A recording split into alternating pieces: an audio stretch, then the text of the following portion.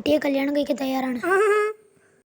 കുട്ടിക്ക് താല്പര്യമുണ്ടെങ്കിൽ ഈ കലവറ നമുക്കൊരു മണിയറാക്കാം. എന്നോട് നിന്റെ കളി. അപ്പോ എങ്ങനെയാ? പരിഹാരമുണ്ടാക്കാം. കൊച്ചു കള്ളി ചോദിക്കാനിരിക്കാൻ തോന്നുന്നു. എക്സ്ക്യൂസ് മീ, യാത്രക്കാരിൽ നിന്ന് നല്ലൊരു വധുവിനെ ക്യാപ്റ്റൻ തിരഞ്ഞെടുക്കുന്നുണ്ട്. ഒന്ന് കെട്ടിയവർക്ക് മുൻഗണനയുണ്ട്. ചേട്ടാ നാണക്കേട്. ഇടി മീക്കുതിരി. പിന്നല്ല, ആലവരുടെ പുതിയ വിവൽ തേക്കൂ. പ്രേമികടിയുള്ളവർക്ക് കൊടുക്കൂ 8ന്റെ പണി. വിവൽ ഇനി 10 രൂപ. എനിക്ക് പതിവായി പയേഴ്സ് ഉണ്ടാകാറുണ്ടായിരുന്നോ? ആരോടും പറയരുതേ.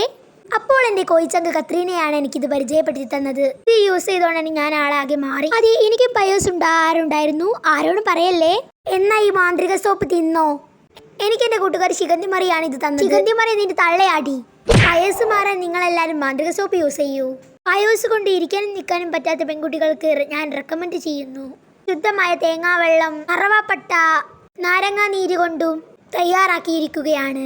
മാന്ത്രിക സോപ്പ് കൊണ്ട് കുളിച്ചതിന് ശേഷം ബാക്കിയുള്ള സോപ്പ് കടിച്ചു തിന്നുക. അപ്പോൾ മുഖത്തെ വാട്ടമൊക്കെ മാറും.